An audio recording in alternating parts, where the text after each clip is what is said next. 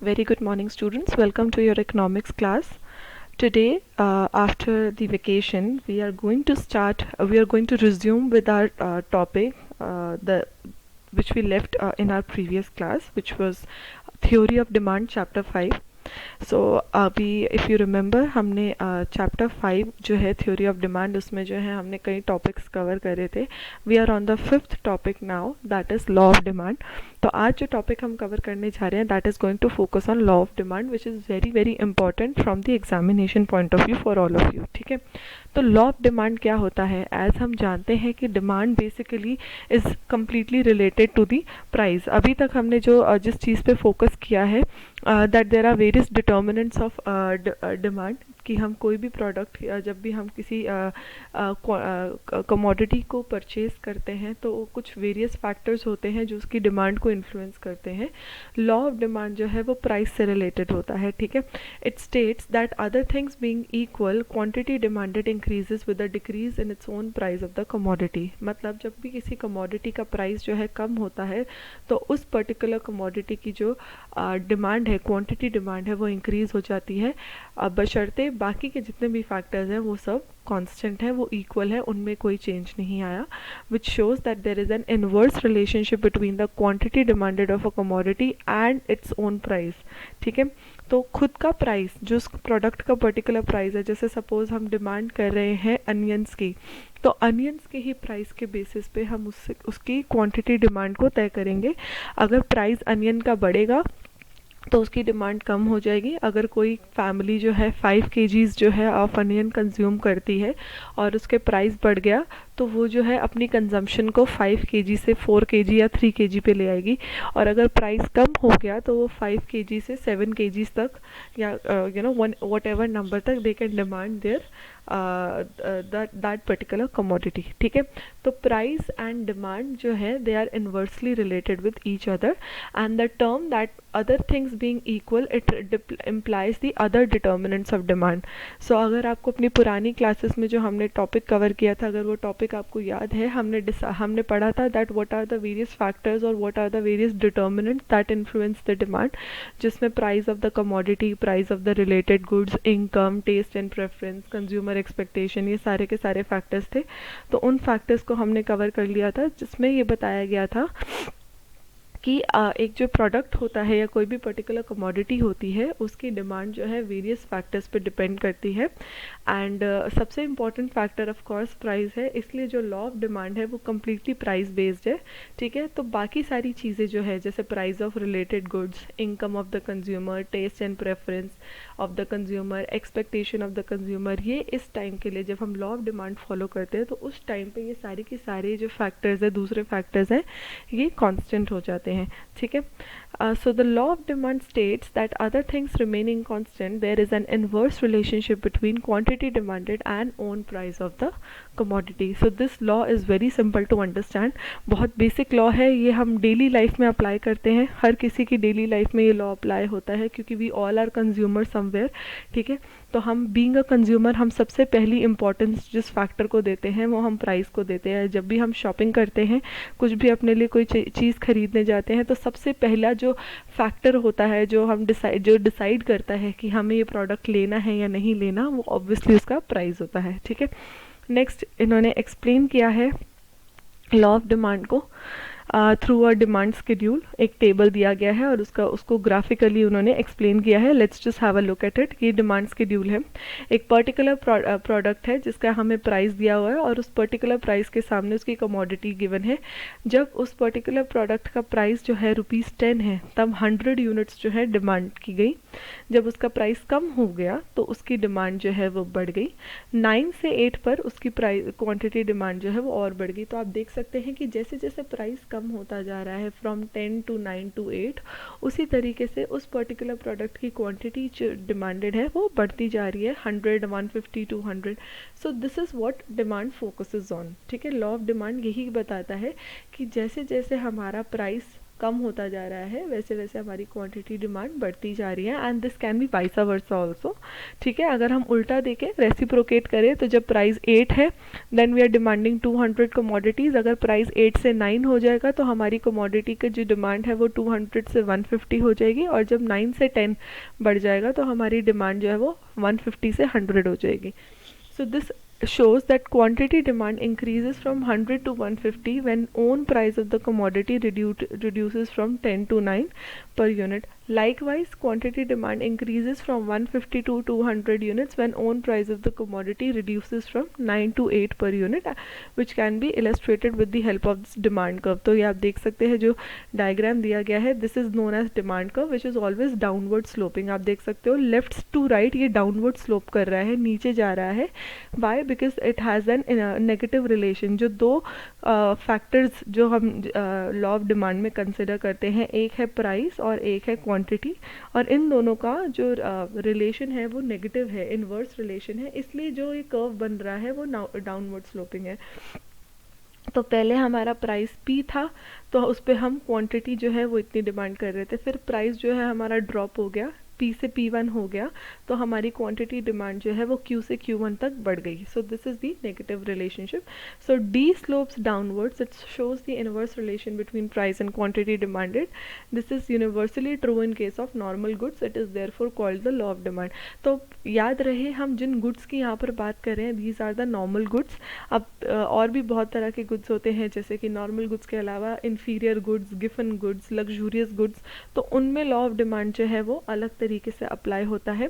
Law of demand जो है वो बेसिकली नॉर्मल गुड्स में फोकस किया जाता है कि जब प्राइस नॉर्मल गुड्स का बढ़ता है, और नॉर्मल गुड्स वो गुड्स होते हैं जो हम डेली यूज़ करते हैं, जो हमारे डेली कंजम्पशन गुड्स हैं, उन्हें नॉर्मल गुड्स में कहा जाता है, जैसे आटा, दाल, चावल, these all belong to normal goods category. तो जैसे जैसे इनका प्राइस बढ़ेगा वैसे वैसे इनकी क्वांटिटी डिमांड कम हो जाएगी, and vice versa. Okay, so this is they have explain the demand curve. Next is assumptions to law of demand. जब हम लॉ ऑफ डिमांड फॉलो कर रहे होते हैं तो कुछ बेसिक पॉइंट्स हैं जो हमें अज्यूम करके चलने पड़ते हैं। जैसे इकोनॉमिक्स में मैंने आपको पहले ही बताया था कि कोई भी थ्योरी या कोई भी लॉ या कुछ भी अगर हम स्टेटमेंट पढ़ते हैं तो उसके पीछे कुछ अजम्पशंस जो होती हैं जो हमें खुद मान के चलनी पड़ती हैं। ठीक है, तो उसी तरीके से लॉ ऑफ डिमांड जो बहुत इंपॉर्टेंट लॉ है इकोनॉमिक्स का, उसके भी पीछे कुछ अजम्पशंस हैं जिस पे हमें फोकस करना पड़ता है जब भी हम उसे फॉलो करते हैं। तो law of demand holds good when other things remain the same. तो ये तो सबसे पहला अजम्पशन हमने इसकी डेफिनेशन में पढ़ ही लिया था कि लॉ ऑफ डिमांड तभी फॉलो किया जा सकता है जब बाकी के सारे जो डिटर्मिनेंट्स हैं डिमांड के वो सेम है, वो कांस्टेंट है, वो चेंज नहीं हो रहे। ठीक है, तो उसके अलावा other things refer to the factors and other than price of the commodity. ठीक है, तो ये जो अदर थिंग्स यहाँ पे इन्होंने ये फोकस किया है, these are basically the other factors, the other determinants apart from the price of the commodity. तो अदर थिंग्स में क्या क्या आता है कि taste and preference of the consumer remains constant, there is no change in the income of the buyers, prices of the related goods जो है वो चेंज नहीं हो रहे, जिसमें सब्सटीट्यूट गुड्स और कॉम्प्लीमेंट्री गुड्स आता है। कंज्यूमर जो है वो कोई भी सिग्निफिकेंट चेंज जो है वो एक्सपेक्ट नहीं कर रहा in the availability of the commodity in the near future. मतलब जो भी कुछ ऐसा एक्सपेक्टेड नहीं है कि आने वाले टाइम में इस पर्टिकुलर प्रोडक्ट का जो है प्राइस जो है वो कम हो जाएगा या ज़्यादा हो जाएगा, या इसकी सप्लाई जो है वो मार्केट में कम हो जाएगी तो हम पहले ही उसको ख़रीद के रख लें। ऐसा कोई एंटिसिपेशन या ऐसा कोई भी जो है एक्सपेक्टेशन जो है कंज्यूमर के माइंड में नहीं है। तो ये सारे के सारे जो 4 फैक्टर्स, टोटल 5 फैक्टर्स थे जो इंडिविजुअल डिमांड को इन्फ्लुएंस करते हैं, जिसमें आता है price of the own commodity, price of the related goods, income of the buyer and taste and preference and consumer expectation. तो ये बाकी के 4 फैक्टर्स जो हैं वो कांस्टेंट रहेंगे। ये है assumption to law of demand. This is also very important. 2 marks के क्वेश्चन में, 3 मार्क्स के क्वेश्चन में ये मोस्टली पूछा जाता है, तो please just make a note of it that what are the assumptions to law of demand. Okay, now the next topic for today is why more of a good is purchased when its price fall और why does demand curve slopes downward. तो ये जो question इन्होंने डाला है, ये जो पूछ रहे हैं, जो स्टेटमेंट है कि ज़्यादा से ज़्यादा गुड्स क्यों परचेज किए जाते हैं जब पर्टिकुलरली प्राइस फॉल करता है, तो ये बेसिकली लॉ ऑफ डिमांड ही हमसे जस्टिफाई करने को कह रहे हैं कि हमें लॉ ऑफ डिमांड को जस्टिफाई करना है, क्योंकि लॉ ऑफ डिमांड भी यही कहता है कि जब किसी प्रोडक्ट का प्राइस गिरता है तो उसका जो डिमांड है वो बढ़ जाता है, ठीक है। या हम इसको इस तरीके से भी पूछ सकते हैं कि डिमांड कर्व जो है why it is focus sloping downwards, ठीक है। तो डाउनवर्ड स्लोप जो डिमांड कर्व का होता है, it basically indicates the inverse relationship between the price and the quantity demanded, ठीक है। तो फॉल इन प्राइस, जैसे जैसे प्राइस फॉल करता है वैसे वैसे ज़्यादा क्वांटिटी डिमांड जो है वो परचेज की जाती है। तो यही एक इनवर्स रिलेशन है, ये एक नेगेटिव रिलेशन है जो हमें प्राइस और क्वांटिटी डिमांड का जो डिमांड कर्व होता है वो शो करता है, ठीक है। तो अब इसको किस तरीके से हम फर्दर एक्सप्लेन कर सकते हैं, सबसे पहला है law of diminishing marginal utility. ये हमने पहले भी पढ़ा हुआ है। इस लॉ में क्या कहा जाता है कि जैसे जैसे किसी पर्टिकुलर कमोडिटी की कंजम्पशन इंक्रीज होती है तो उससे मिलने वाली जो मार्जिनल यूटिलिटी है वो जो है वो भी धीरे धीरे कम होने लग जाती है। तो जितनी ज़्यादा यूनिट्स हम परचेज करते जा रहे हैं, कंज्यूमर का मन है कि वो उतना ही कम पे करे, लेस प्राइस पे करे, ठीक है। क्योंकि जब किसी प्रोडक्ट का प्राइस कम हो जाता है तब वो ज़्यादा जो है ज़्यादा कमोडिटीज़ कंज्यूम करता है। तो जब वो ज़्यादा खर्चता है या ज़्यादा पैसा इन्वेस्ट करता है उस पर्टिकुलर कमोडिटी पे, तो उससे उससे मिलने वाली जो क्या कहते हैं जो सेटिस्फैक्शन है वो भी साथ साथ कम हो रही है। तो वो फर्दर और पैसा इसलिए उस पर नहीं देना चाहता।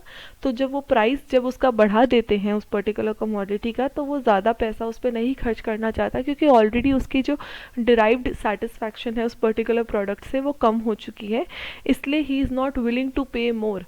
सो जब प्राइस बढ़ता है किसी कमोडिटी का तो वो कंज्यूमर जो है ज़्यादा पे नहीं करना चाहता, क्योंकि ऑलरेडी जो उसने एग्जिस्टिंग कमोडिटीज़ जो कंज्यूम कर ली हैं उस पर्टिकुलर प्रोडक्ट की, उससे उसकी सेटिस्फैक्शन जो है वो धीरे धीरे कम हो चुकी है। तो प्राइस बढ़ने से वो और ज़्यादा उस पर इन्वेस्ट नहीं करेगा, ठीक है। Next is income effect. Income effect होता है जब क्वान्टिटी डिमांड जो है हमारी चेंज होती है with the real income of the buyers owing to the change in the price of the commodity, ठीक है। तो सपोज़ अगर हमारा प्राइस जो है फॉल कर रहा है और हमारी इनकम जो है इंक्रीज़ कर रही है, तो हमारी जो कमोडिटी है, हमारी जो डिमांड है वो बढ़ जाएगी, क्योंकि प्राइस तो फॉल कर गया और साथ ही साथ हमारी इनकम भी बढ़ गई। तो अब अगर पहले वैसे ये भी होता था कि जब प्राइस फॉल करता था तब कमोडिटी की क्वांटिटी जो है वो अपने आप बढ़ जाती थी।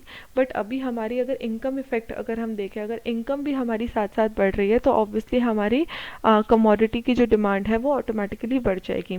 Substitution effect, it refers to the substitution of one commodity for the other when it becomes relatively cheaper। तो अगर गुड एक्स का प्राइस जो है वो फॉल करेगा तो वो जो है वाई के कंपैरिजन में चीप हो गया। तो ऑब्वियसली जब x is the substitute product of y, और अगर एक्स का जो है एक्स का प्राइस कम हो गया तो वाई जो खरीद रहे थे वो भी एक्स की तरफ मूव कर जाएंगे। तो ऑब्वियसली एक्स की डिमांड जो है वो और ज़्यादा बढ़ जाएगी due to the substitution effect, क्योंकि जो सब्सटीट्यूट गुड्स है जैसे टी एंड कॉफ़ी, अगर टी का प्राइस कम हो गया तो टी का प्राइस कम हो गया, कॉफ़ी का प्राइस सेम है, तो जो कॉफ़ी ड्रिंकर्स हैं वो भी टी की तरफ शिफ्ट कर जाएंगे। तो tea and coffee they are substitute goods. तो अगर सब्सटीट्यूट गुड में किसी एक का भी जो है प्राइस कम हो जाता है तो उसकी डिमांड ऑटोमेटिकली बढ़ जाती है, क्योंकि कंज्यूमर जो है वो कंपेयर करते हैं सब्सटीट्यूट गुड्स के साथ, ठीक है। Next is size of the consumer group. हमारा अगर कंज्यूमर ग्रुप मतलब हमारे प्रोडक्ट को ख़रीदने वाले जो लोग हैं वो बहुत ज़्यादा उसमें हैं, तो when price of the commodity falls तो many more buyers can afford to buy it. तो डिमांड जो है वो कमोडिटी की एक्सपैंड हो जाएगी। तो कंज्यूमर ग्रुप जितना ज़्यादा बड़ा होगा, अगर प्राइस कम हो गया तो ज़्यादा से ज़्यादा जो लोग हैं डिमांड करेंगे, तो हमारी ऑटोमेटिकली डिमांड जो है वो काफ़ी ज़्यादा बढ़ जाएगी। डिफरेंट यूजेस, अब गुड के अलग अलग तरह के यूजेस होते हैं। जैसे मिल्क जो है वो कर्ड बनाने में, चीज़ बनाने में, बटर बनाने में यूज़ होता है। तो अगर मिल्क का प्राइस रिड्यूस कर दिया जाएगा तो उसको अलग अलग यूजेस में पुट किया जाएगा, ठीक है। अभी अगर मिल्क का प्राइस ज़्यादा है तो उससे हम सिर्फ जो है कर्ड बना लेंगे या सिर्फ एक टाइम पे चीज़ या बटर बना लेंगे। बट अगर मिल्क का प्राइस कम हो जाएगा तो हम एक साथ ये सारी चीज़ें जो है बना सकते हैं, क्योंकि मिल्क की क्वांटिटी डिमांड जो है वो बढ़ जाएगी। ठीक है। तो अलग ये सारे फैक्टर्स पे डिपेंड करता है कि हमारा जो डिमांड कर्व है वो डाउनवर्ड स्लोपिंग क्यों है, या जब भी किसी प्रोडक्ट का प्राइस कम होता है तो उससे रिलेटेड उसकी क्वांटिटी डिमांड जो है वो क्यों बढ़ जाती है। नेक्स्ट टॉपिक है हमारा exceptions to law of demand, जो we will be covering in our next class. ठीक है, सो आज के लिए इतना ही है। So please go through this topic very well, and in case अगर कोई भी पॉइंट ऐसा आपको नहीं समझ में आता तो जो हम लाइव क्लास लेंगे हम उसमें इसको डिस्कस कर लेंगे। Thank you very much.